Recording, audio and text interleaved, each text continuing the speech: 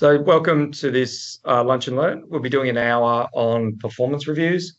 We want to make it as interactive and informal as possible. Feel free to ask questions and chime in. Celine just did some ground rules before, but do you want to quickly go through them again? Yep. So just keep yourselves muted. We will be recording, and if you want to have your lunch, please feel free to do so. But we want to engage with you. So if you've got any questions, just raise your hand or pop it in the chat, like what Paul said. And let's have fun. Let's have a chat. Yeah. Probably a good starting point when we think about performance reviews. And Celine and I have had this conversation with clients probably hundreds of times. And the general feeling around performance reviews, it's like a trip to the dentist. So that analogy sort of cuts through, like the employees anticipating this trip to the dentist experience. And it generally comes about, so if you look at the psychology underneath it all, is the employees apprehensive of going into a meeting where there's structured judgment. And they're kind of in that fight-flight mode, and they're kind of anticipating negative. They've got that negativity bias, and they're kind of like, what's this going to be? And then on the flip side, the manager will avoid confrontation. And we'll talk about that as we go through, which creates a scenario where there's a lot of awkwardness, isn't there? Yeah. So what we've been doing is really going, how can we reinvent the whole performance review process? So it ideally goes from being a trip to the dentist for both the manager and the employee to actually an experience where people walk out at the end feeling good about it. Like it's easier said than done. Feeling more motivated. Feeling motivated and encouraged to just obviously improve where they need to improve, but feeling excited of what's to come in the growth of their role. Yeah. For sure. Yeah. And we've done, like, between Celine and I, we've probably done 1,000 sat in 1,000 performance together, reviews. Of course, not individually. Between both of us. Yeah. So we're pretty experienced, and we've sat in it, like either set it up or facilitated them, or coach managers, coached employees around it. Yeah. So for a lot of us, we're kind of regurgitating stuff that we do all the time. Like, it's not new, the stuff we're communicating. But there's a whole lot of, value we hope that you get from it today. Yeah, so, absolutely. Yeah. Okay, cool. So maybe we should start off with the first chat prompt and question. And while we get everyone just to get some feedback in, but what are your biggest challenges with performance reviews at the moment? And let's just completely depersonalize anything. So we don't really want to name names or anything like that. Let's just keep it really general and respect the fact that there's 20 other people sitting in this meeting today. But what are your biggest challenges, if you want to pop it in the chat? And while we're waiting for that, did you want to start with the emotional intelligence and assertiveness? Yeah. So if that question was to come to me, probably the biggest frustration or the biggest pain point around performance reviews is the lack of assertiveness, and people going into the meeting and not communicating, going through the process, but the truth hasn't been told, and the communication's pretty low level. And there's a formula that Celine and I have evolved, and it's based around some pretty clever psychology. I might actually share my screen, and then we can have the view option. And I'll keep talking. This is giving you time to think about what your pain points are, but we thought we'd share some of ours. So for us, it's the lack of assertiveness, and this is a really useful tool to use. I'm assuming everyone can see that. Let me just put the slideshow on so it's easier. Why are you doing that? There we go. So it's really, really simple. And this is something that's beyond the workplace, isn't it? You can take this outside the workplace. Day to day. Yeah, absolutely. So the first step is state the behavior or the concern, which is really being factual. What is it specifically? Separate judgment and everything out of it. And then it's connecting it to the emotion. So when that situation occurs, how do I feel? No one can argue with my emotion. So you're coming from a pretty solid place. Absolutely. Yeah. And then state the implications of the behavior. Like, what does that mean? So when somebody does something, I feel this, what does it mean? And then the fourth step is you basically train people on how to treat you. And it's giving people guidance on, next time, maybe could you do this instead? Yeah. And we'll give you an example. So if you go to the next one, please. So a really simple example. We're here in the office here at 505 Little Collins Street.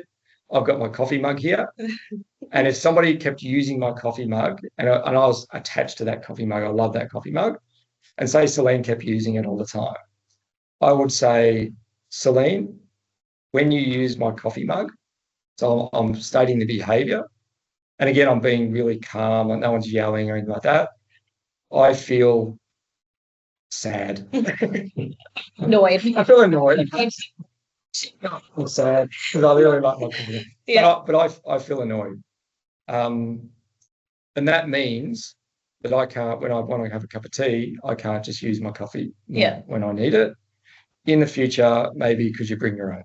Yeah. So, and that's almost a little bit robotic, but it becomes a pattern of, it's kind of like learning it in almost like a rote way, but then you can free flow with it. And I've used this in, we work across everything from accounting firms to construction to manufacturing. And it does work. It's stating the emotion, so connecting to it, it really does work because you can't judge how somebody feels. Yeah. But if you're coming at it from a different perspective, it just completely rephrases the whole structure of the conversation, doesn't it? Yeah. And this is even something that you can use in your day-to-day life. Yeah. From a personal perspective, with friends, family, if you're having a bit of issues, things like that. Like if you're just stuck on how to raise a concern, this structure is so beneficial. And I even know that from my own personal circumstances. And then I'm sure you've used it on a day-to-day. Yeah, my kids use it on me. Yeah, there you go. It almost becomes like a superpower, doesn't it? Like it really once does. You know. Yeah. And again, like it's a workplace thing, but it's a communication tool. Yeah. We haven't invented this stuff. Like there's a lot of clever psychology underneath it. We're just communicating it. Absolutely. And you don't want to say anything out of emotion either. So that's probably, somewhere to not get too confused when we say stating the emotion. Yeah. If there is a concern, you want to just pull yourself away from it and let yourself be emotive in your own way. Yeah. And then you come back and wait until you're fresh and ready to talk about something when you're not going to say something out of emotion. Otherwise, again, it just completely changes the conversation. So, yeah. Absolutely. But let me stop sharing my screen and let's go to the chat to see if anyone has put any questions. Okay, so what have we got? Let me just go up to the top. Sorry, would you like me to voice the questions? Yeah, that'd be great. Yeah, because a few will come through. And give us almost a summary. If there's some grouping of questions or similar themes coming out, we might be able to. Thank you for sharing all this as well, guys. This is really, really awesome. Go for it, Paul. So the first question is from Henry Wood. He's asking about performance and pay. Are they separate conversations? Yeah, this is such a common question. And there's two schools of thought with this. Yeah. Some organisations would argue that they're completely two different things. They're separated out. So you don't talk about remuneration and the performance review. You keep them separate. I tend to disagree. I'm interested to get your thoughts, Celine, but I tend to disagree. I think if I'm doing as an owner of a business, I'm thinking if I'm looking at remuneration and what people are getting paid, I want to know, are they performing? Are they doing their job? Yeah. Are they, to me, at a common sense level, to ignore the performance review and then look at remuneration just doesn't meet the common sense test to me. Absolutely. But then there can't always be a guarantee to employees that just because you're having a performance review doesn't mean that there's always going to be a remuneration increase. So it comes down to, how is your performance, obviously, but then have there been any increase of responsibilities? Are there any changes to the level of your responsibility? What is your next step looking like in terms of growth? Are there going to be increases in responsibilities thereafter the performance review? Yeah. So there's not really a clear-cut answer, but absolutely it needs to be incorporated with performance reviews. It doesn't make sense to remunerate someone and then have a performance review and then just in case something's just not really effective. And a lot of organisations really separate the process, and so they have nothing to do with each other. But that's because they don't have a process set up. It's true, and that's a challenge as well. So yeah.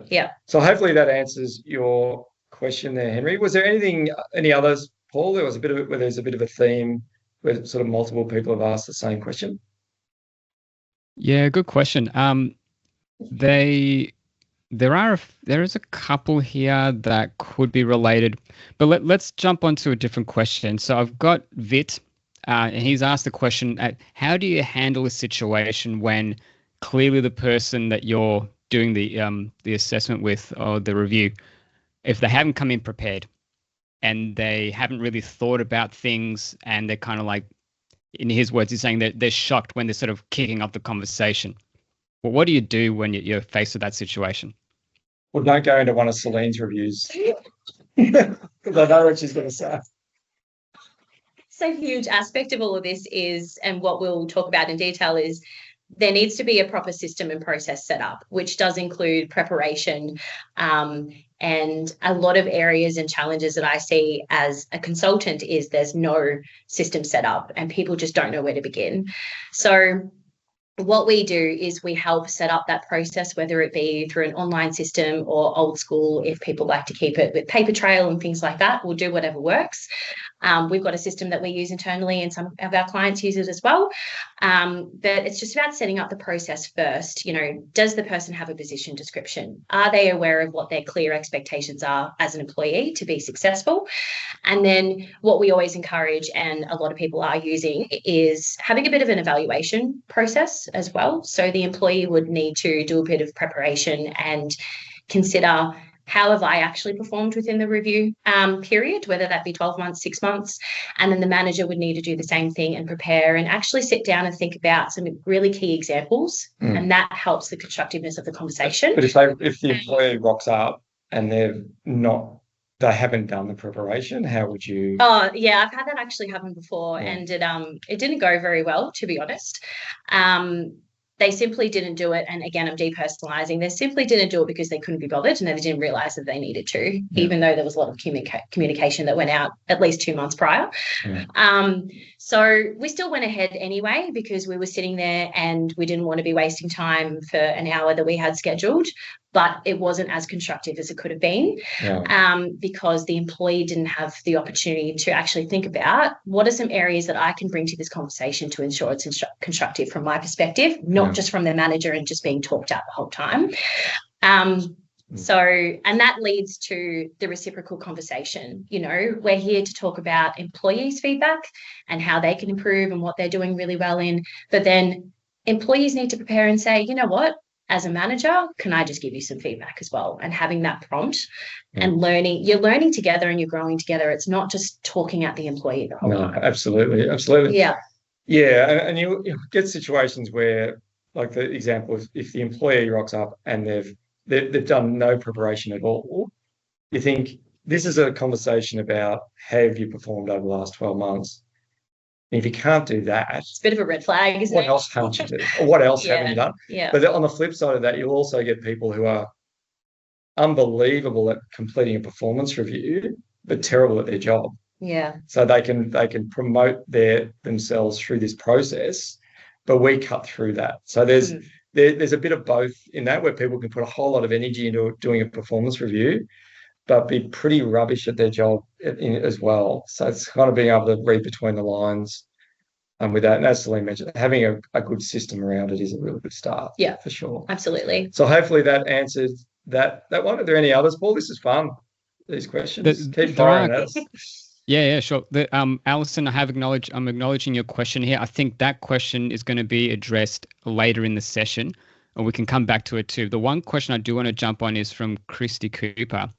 So can you do performance reviews without the direct manager? So there's freedom for both parties to be honest. And so she's saying honest. And she says, for example, if someone wants to raise things but won't, as they feel they can't if their manager is in there.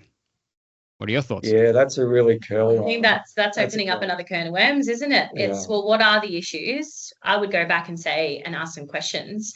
Why don't you feel comfortable with your manager? What are the issues? What are the concerns? And let's get to the bottom of that before even talking about or even organising a performance review. Safety. It's a psychological safety. Yeah, and that's why it's really important for managers to set those expectations with their employees from the very beginning and creating that safe space so that if there are any concerns, the employee should be going to their direct manager first. They shouldn't be going to anyone else. But the question simply to the answer, can it happen without their direct manager? Absolutely not, because I can't see how. no, it won't be Unless there effective. was a specific concern about that manager and their behaviour.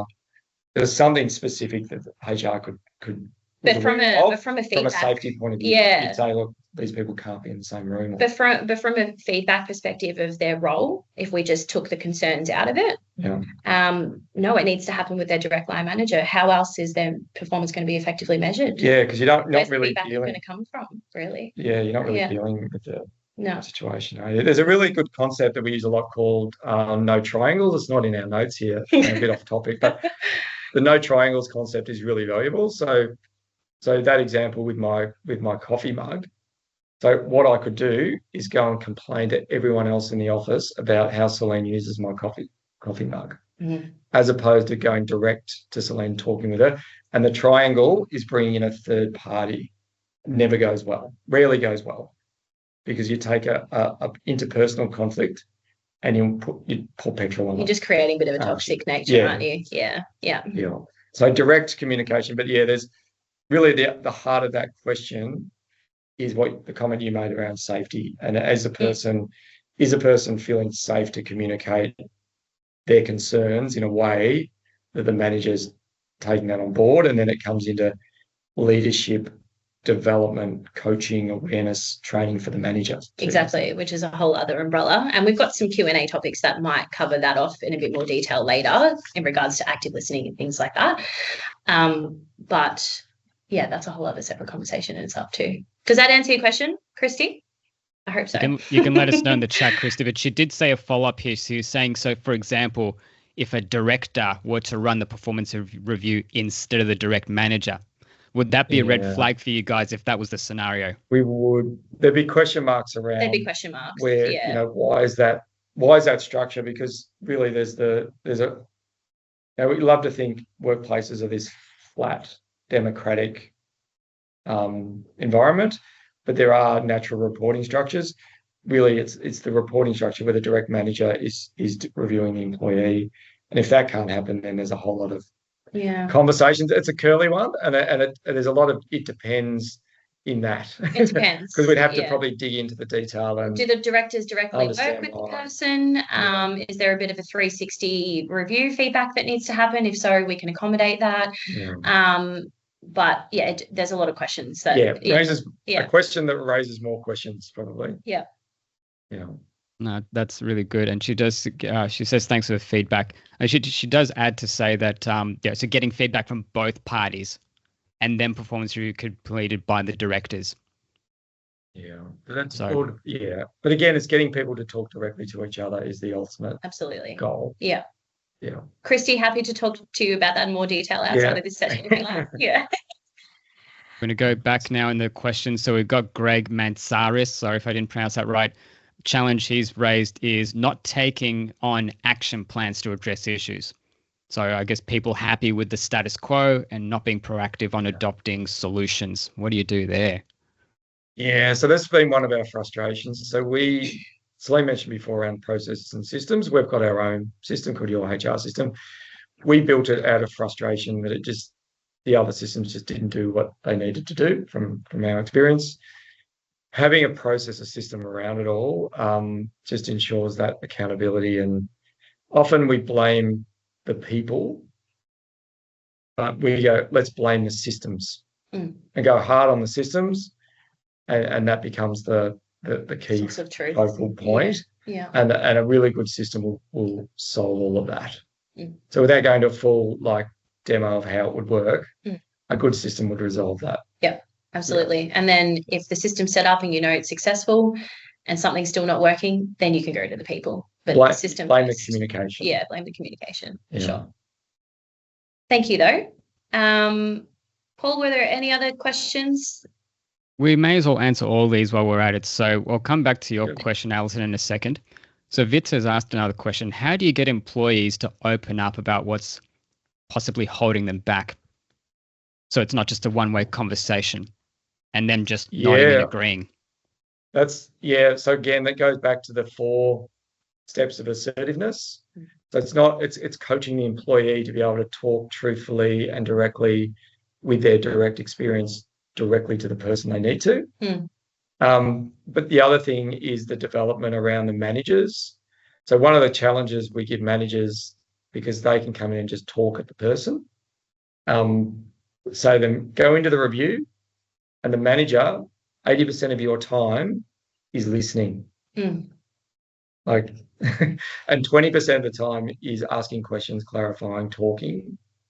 And that's often a big challenge for them to do that, to go in and go, I'm just going to sit and listen. And again, a good system will prompt the right questions to ask as well. Absolutely. What would be your take? Well, and there's just, again, coming back down to the preparation. So the managers can also prepare, depending on the system that you have in place as well. But a lot of systems do facilitate the managers being able to prepare with the employee responses before the actual review meeting as well, which will help them just structure it a bit in the best possible way and ensure that they're leaving time for, as you said, Steve, for employees to be able to voice. And then again, just prompting that question of, okay, as an employee, what feedback do you have for me as a manager? And let's work through that together. Because you're pretty good at giving me direct feedback. Always. Well, I can't ask clients to be doing this sort of thing if I'm going to practicing it myself, right? So yeah. Which is the environment you create. Ultimately, if people communicate really well in a workplace, in a utopian ideal world, you wouldn't need a HR professional. You wouldn't even need a HR system because people are communicating, but the world doesn't work like that. People avoid conflicts. People have got all those biases we talked about the fear. So they've got that anticipation, might be from high school, might be from judgmental parents, and they're going into a situation where they're being judged in a structured way that then has implications on their reality. So they could get, there could be implications about their career, and that creates a whole lot of stress. That's not an environment for constructive, truthful, growth-based conversations traditionally. Which is why we're doing this, and which is why we love this challenge, is trying to fix this. But the growth conversations shouldn't always be left just to the performance reviews. That will probably happen every 12 months at a minimum, right? So, and I think we referenced this before, it's just setting those expectations from the beginning with your people, and creating that safe space. And it's just about regularly checking in with them. So, the fear of having such a big performance review process and how long it's going to take, and yes, there's a lot of preparation and you might be sitting down with your employee for an hour, which is great. But what you're discussing shouldn't be something that is, completely new to them. It should be relating to feedback that you're already giving them on day to day or week to week that supports their role in their development. It's really just about recapping and then setting expectations for the next 12 months. Yeah. So I hope that helps. Yeah, maybe. Are there any other questions, Paul? Yes. If you're happy to address them, can you still hear me? Yeah. Okay, great. Just want to show. So Alison has expanded on her question. It was around ratings. So I'm gonna see if I can summarize this. So it's more based on the aspect that the majority of people are left underwhelmed when they hear meet expectations or something equivalent, when their perception is that they've done the best job that they can. And how can that erode the value of the experience to everyone? And the question of what it would be to move out of ratings to something that is a better employee experience. So just to give some added context to this, initially, Alison said the challenge is about ratings. High performers are being too critical, low performers with limited awareness, and the majority sitting in the middle ground feeling underwhelmed by that assessment. It's a great question. And I know back when I was a HR manager, if I was a HR consultant, I remember we had a old school Word document, and it was like a 5 out of 10, and people would agonize over, I'm not a 4 out of 10, I'm a 5 out of 10, I'm a 3 out of whatever metric. Very degrading. Make up metrics. But what we did, we went, okay, let's reinvent the process. And we went, this is the position description. We'll use a position description as a base. We'll bring that into the performance review. Green's good. So if you're doing your position description as per the definition of it, green is good, amber's not so good, and red's bad. So it saves a whole lot of conversation. It's less. It's a bit of an open-ended discussion. Yeah. It just creates a lot of room for open discussions. Yeah. And metrics, don't love metrics, which is why we designed ours in a certain way that it doesn't have metrics. It doesn't have numbers in it. It has colours. And the colours mean green's good. It's quite visual as well. Coming from my own personal experience, it's really, really helpful to have that open-ended conversation and structure set up. Then it's just leaving you with more room to just feel a lot more comfortable. Not that it's an uncomfortable process, but a lot of employees have the expectation of, oh my God, I'm about to set into a performance review. Am I going to get my socks, wiped off? But it shouldn't be about that. And again, it comes back down to the feedback should be repetitive from what you're already talking about in regular whips or check-ins or whatever that might be, and it really comes down back to the process again, just to ensure that the relationship is set up and you're set up for success, and it's an inviting environment as well, and not too structured. You want structure, but you don't want too much structure at the same time. And you can have the best system in the world, and we would argue our performance review system is the best out there. You have the best one in the world, and if the manager can't communicate, it's not worth anything. So a lot of our work is around, this is why we're doing these sessions, because we really want to get resolve the system part of it, but we want to get the communication stuff really rolling. And we're building out, like we're doing, Paul's helping us with videos we're putting out on LinkedIn, for example, and guidance around how do we get managers, because ultimately, like, it's a parent-child, blame the parent. Don't always just blame the child. Like, let's look in the mirror as leaders and say, how can I communicate in a better way to get a better outcome rather than blaming? We see managers shifting blame to their employees all the time. Absolutely. Which is pretty frustrating. Cool. Well, Paul, you've just initiated another question. Is that right? Or have I not scrolled down properly? Yeah, so that's for everyone to consider in a second. But last question from Vit. He's asking, are there any tips or guides for first-time managers so they can be prepped to have difficult conversations or difficult discussions when needed? I think this goes back to the assertiveness framework better, but what are your thoughts to that? Yeah, we've actually got, we'll be talking about that soon, but we've got some really great resource sheets that we're going to be sharing with you all after the session as well. And it really is a big recap of what we'll be talking about today, but it does go into the detail of the preparation for it's actually a manager resource sheet that we've cooked up. So how to prepare, what's the manual process, how to have that constructive conversation. So there's different aspects of it, but we certainly do have resources that we'll share with you. And we've gone today as well. And we've gone old school, and we've just used our experience. We haven't used ChatGPT. So we've kind of just put down our experience and simplified it. So it becomes a reference point for managers to then. But again, it's the coaching, development, communication skills, because often we see managers are promoted based on technical competence. So you might have an accountant who's an absolute gun accountant. Okay, let's put that person in charge of 10 other accountants. That accountant has no training, experience, capability around communicating with people sometimes. I know that's a very strong generalization. I'm saying all accountants are like that, but that can definitely happen when someone's promoted based on technical capability, but they don't put enough energy and investment into the people side of it. Which I would say the soft skills sounds like they're soft. To me, they're actually the hardest part of it. They're probably the most important, really. Like it's obviously very important to know how to do your job.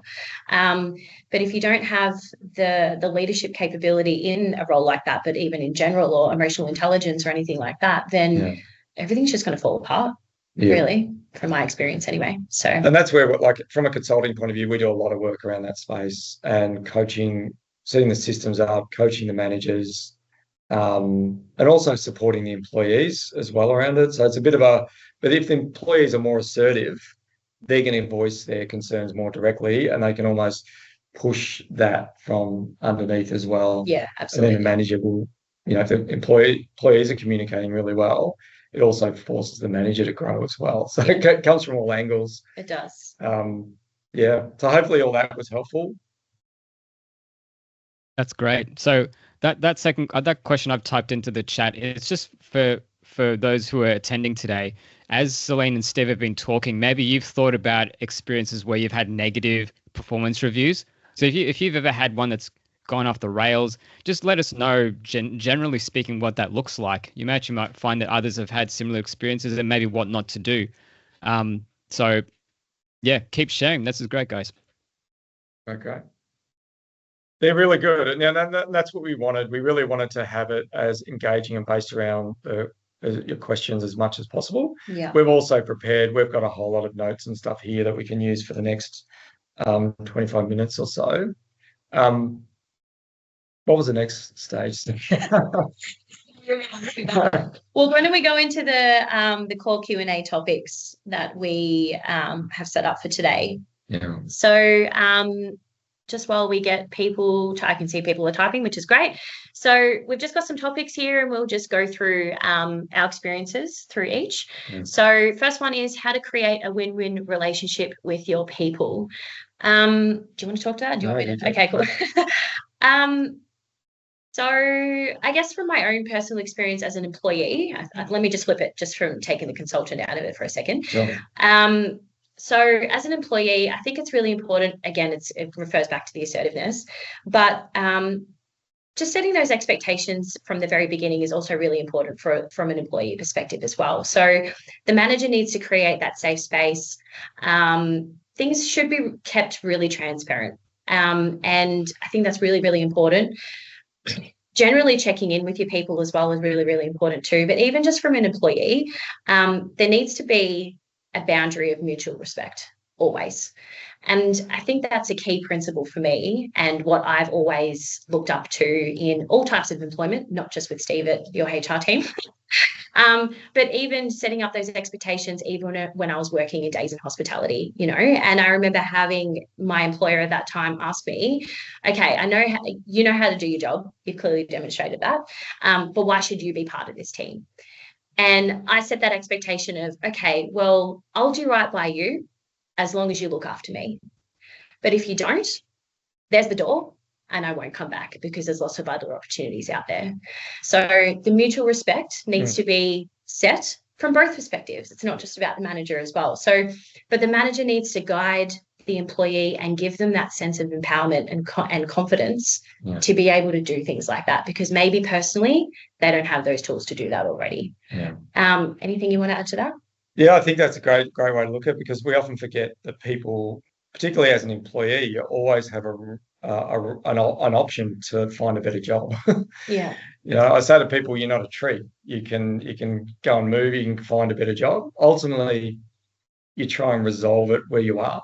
So people, like friends would come to me, I would always say, try and resolve the conflict, because ultimately you're learning patterns. Because if you run from the conflict, you're going to go to the next workplace and you haven't learned anything from it. I'll say go in, and even if it blows up the relation, you go, but at least I feel like I've told them the truth. Yeah. And if I walk away, I go, look, I walked away, but I know I've told them in a really respectful way directly about what my experience has been. And then I go, okay, I've made a decision to go and work somewhere else. That is a conscious choice that you make as an employee. And often people will find themselves being happy being unhappy, and life's too short to go just wallow in unhappiness. Yeah. And almost like you said, you basically laid down the expectation saying, well, I hear you with respect, but it goes both ways. Yeah, absolutely. And it's a two-way street. Yeah. Yeah. That's a great one. All right, we've got a couple of questions. Paul, do you want to fire up and share what we have? So not so much questions, but I think just general experiences. So Henry's mentioned that in one experience, he's had a difficult conversation where the staff thought that they were going to be promoted, which is kind of an awkward conversation to be in, right? I got to throw that back to you guys. Like, have you ever had that happen to you, or some other thing that was left of field? Have you had that happen? What people in their mind, they see, I'm going into a performance review. In their mind, their expectation is I'm going to get a pay rise, or I'm going to. Also, when even salary review, and I've had this conversation with people, review doesn't mean it goes up. If you look at the definition of review, it's just reviewing it. Mm. But people build an expectation around it and sort of managing that expectation. But also understand, again, it's having that conversation with them directly, because people can quietly leave because they might feel conflicted about going to their boss and asking for money, which is a difficult thing for people to do. And then they might just jump on Seek and go, look, I'm just going to get a job somewhere else. Yeah. And then they're like, oh, I can't believe that person left. And everyone else around, we don't know. But that then comes into an exit interview, and then you find out during the exit interview, because people are really truthful during the exit interview. But I would say, that again, it's having that direct. Well, this stuff boils down to the same thing, doesn't it? It's a call. Just conversation. If we can talk about it honestly and directly with each other, it's going to solve so much and will put us out of a job. Would that, it really would. Yeah. And then that even flows into, like, we're talking about performance reviews, but that would flow into a whole lot of other issues that we deal with. Bullying investigations, a whole lot of other stuff that simple seems simple, but that simple interpersonal communication it goes skills, a long way. Yeah, which is why we've been honing in on that stuff. So. Yeah. Thank you for sharing, though. That was awesome. And Sorry, Nicole Paul, just mentioned from her experience that that's all right. Nicole just said that she's been in meetings where she's witnessed varying levels of poor or inappropriate behavior. So that's when the employee or manager has felt uncomfortable, and they may exhibit that behavior even when she's in the room. So I don't know whether you've seen experiences where people just all of a sudden just, are disrespectful or whatever the case may be. Sure. Yeah, wow. Unfortunately, yes. Thank you for sharing this as well. It's awesome that people can just feel vulnerable to share this. So this is awesome. And please don't give us any specifics, because we don't want that publicly broadcast. But what you're doing is fine. So as long as it's general, that's fine. Well, look, if we're in the room and something like that happens, then we have every right to just shut down the meeting, of course. So if you're that third party person and you're witnessing something that's going on, I would absolutely say, look, I just coming from this angle here, I just feel this is a bit inappropriate. Can we just stop? Or if someone is saying things out of emotion, or if you're the employee or the manager experiencing this from someone on the other end, feel free to just say, this is not constructive. Let's come back at another time after we've cooled our jets and we feel like we can actually have a proper conversation. And that's not even just to do with performance reviews. That's at any point in time. It's a workplace right. And this is where I mentioned it before around the psychological safety, and there's a whole lot of legislation that's all being enacted around that. But to sort of simplify all that, it's a workplace right to feel safe in your workplace. So if people don't feel safe, then that's the first thing to resolve. At any point, any employee, and also a manager, like a leader, could be in a situation where they might have a hostile employee that's making them feel unsafe. Again, safety always, becomes first, doesn't it? But that's enshrined in legislation. We've got in Victoria, we've got the WorkSafe, we've got the OH&S legislation and all that sort of stuff in Victoria, WHS nationally. But it overlaps, and there's a lot of overlap between the HR world and the safety world. But that's where it definitely connects. But again, go back to that human experience. Do I feel safe here? And if the question is no, then the first priority is to make yourself safe. Yeah. And then we work back from there. Yeah. Yeah, it's great. Now, Nicole's just clarifying. I've also been a third party to some healthy conversations. We don't really need to unpack the healthy ones further, but yeah. So she's also seeing good examples here. Yeah, now, we're digging. Yeah, we're potentially digging into the pain points, but it would be great to get. Maybe if we flipped it, and I'm going off the grid. Yeah. But if we flipped it into the positive, like what has been some really positive, and maybe we have to do another session around it. But what would be people have come out of a review, and they've gone, oh my God, that was a really positive experience, because we'd love to hear that as well. And then how do we capture that? What happened? Yeah. What occurred during that? What were the behaviors around it? Yeah. How do we package that up and replicate it? And what were next steps for you to follow up from that really positive experience? Yeah. So maybe, I don't know if we have time, but maybe if we flip it back, if people have got any positive Do it for a few minutes for sure. We've still got positive experiences, maybe we're happy to share your experience and Paul can put you on the chat. If anyone's had a positive experience, we'd love to, because traditionally performance reviews are the trip to the dentist is the default. Go back to the analogy. But it'd be great if people have got I had a performance review and this is the way it was conducted, and I walked out of there with clarity and I knew what my goals were, and I got just a positive experience out of it for both the manager and the employee. If anyone's got something to share, that would be gold for us, because we always love to hear that. Yeah. And just to follow up on here that Christy was saying, and I'll try to summarize this.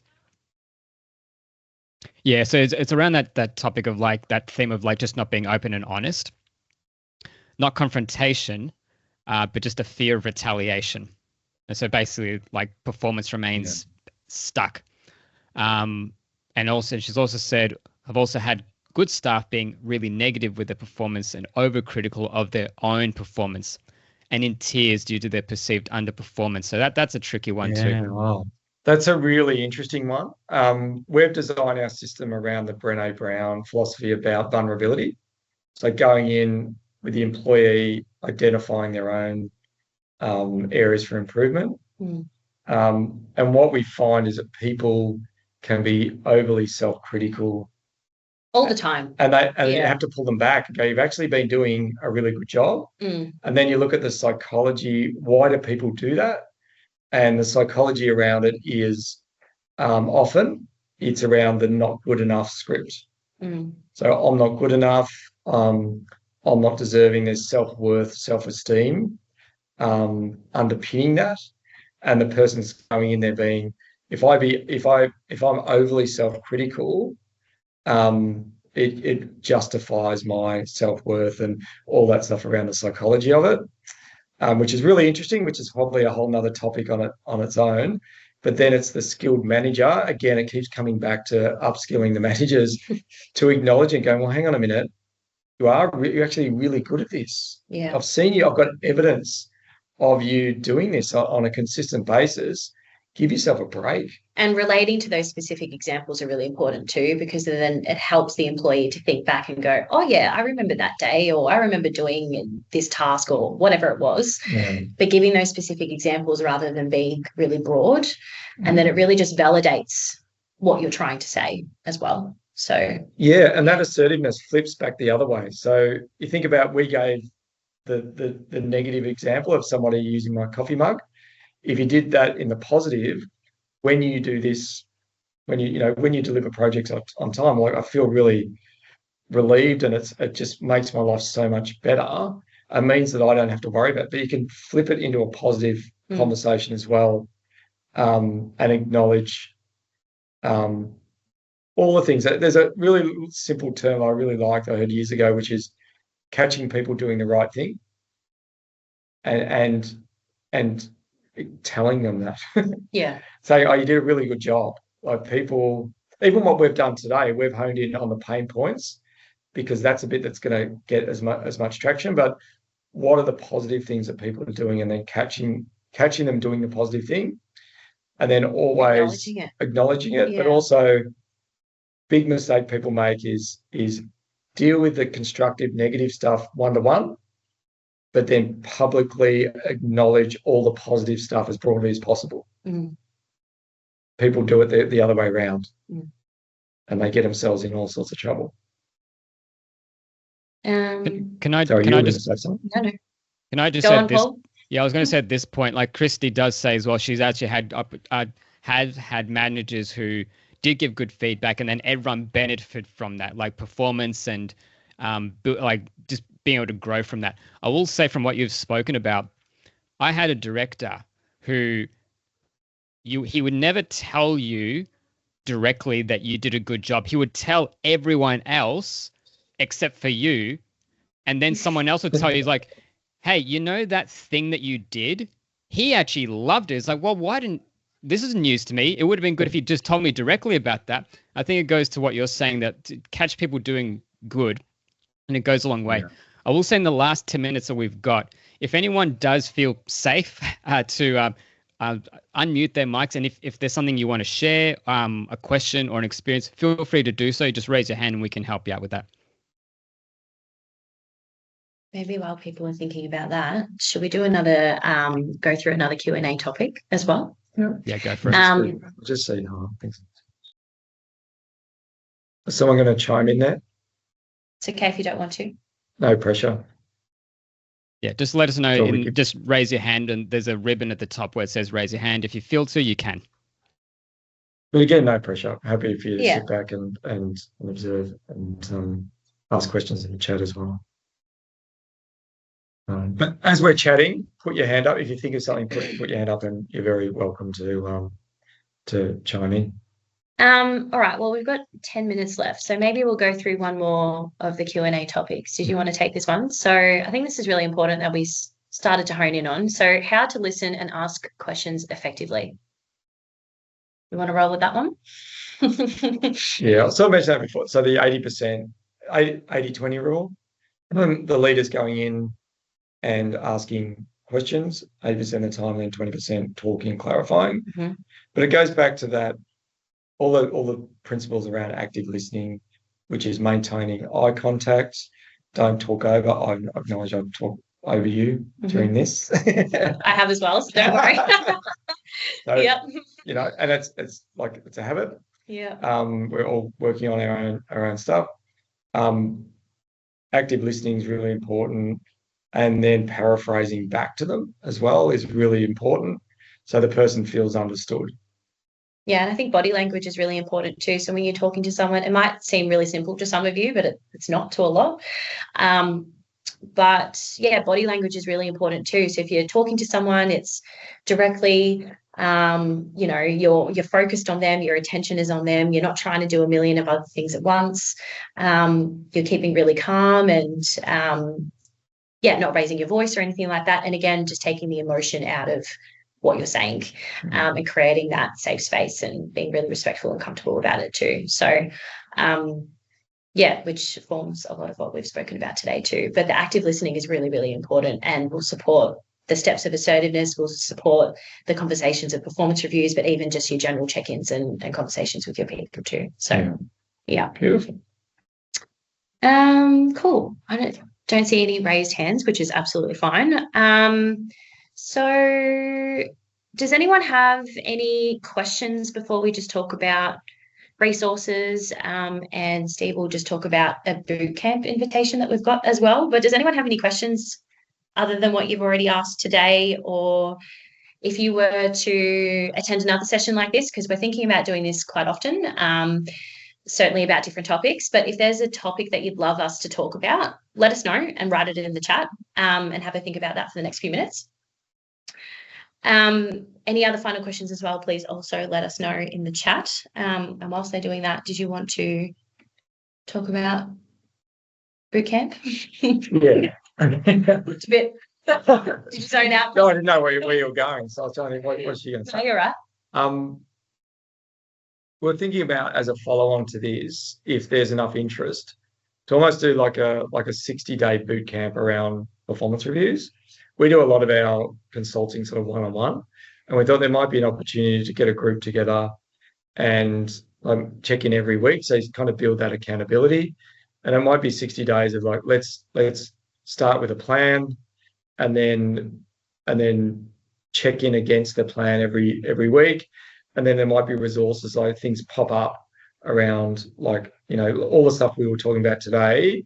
How can we then support as a group to resolve it? And then Celine and I could lead that process.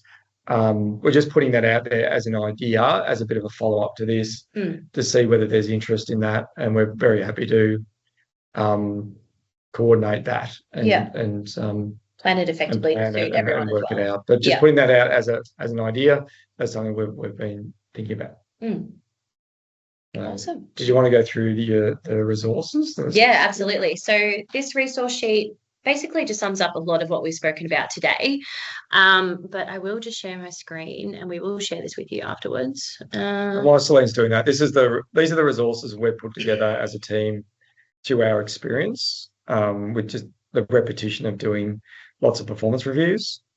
And again, it's not a ChatGPT thing. It's through our pain and experience of doing lots of them. There are a lot of words in this, and the idea is it's not necessarily a PowerPoint presentation as such. It's more of a reference document that we can send to you, that when you're doing the reviews, you can sort of go back to. You might reference this before you go into a review, just to sort of check to make sure everything's been considered.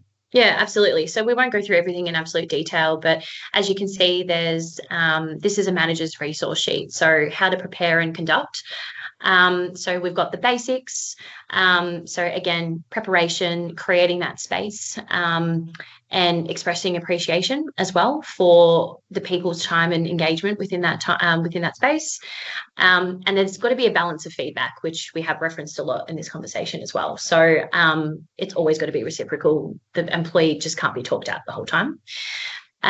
Creating that space and environment. So that should be attained before a performance review and at every point in time during your employee manager relationship. But again, ensuring that you're creating that space and setting the expectation at the beginning of the meeting. So ensuring that they feel safe to be vulnerable, share empathy, and be really specific on some examples to help them relate to the feedback that they're referencing. Depending on the relationship and the role, there might be some 360 feedback. So there's a lot of people that we've worked with, and even in our team, where the employee might work with different managers or other colleagues. So it really is about the manager to sit back and go, okay, well, who has this person worked with?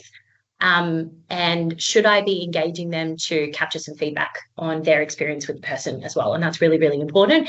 And, I think it's best to always be delivered from that direct line manager, but it's just about collating that prior to the meeting as part of that preparation, and delivering that as well to say, look, I've got some really great feedback from this person when you worked with them on XYZ. Here it is. Because, obviously that forms that experience, and you might have a really good perspective of them. Someone else might not, and it forms part of the improvement process, or it might be vice versa. So that's really good.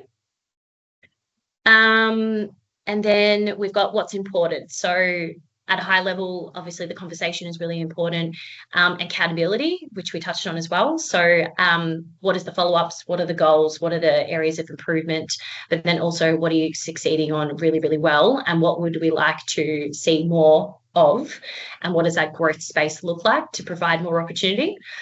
And then there's enablement and follow-up, which summarizes what I've just explained as well. Anything else you want to relate to that? Sounds good to me. Cool. And then this is just a bit of a visual mind map that we've created as well. I won't go into detail. We'll share this with you later. But just to bring you into that perspective as a manager to prepare as much as possible and just visually see how the structure of the conversation is going to go and what you would set up to ensure that it's ready for success.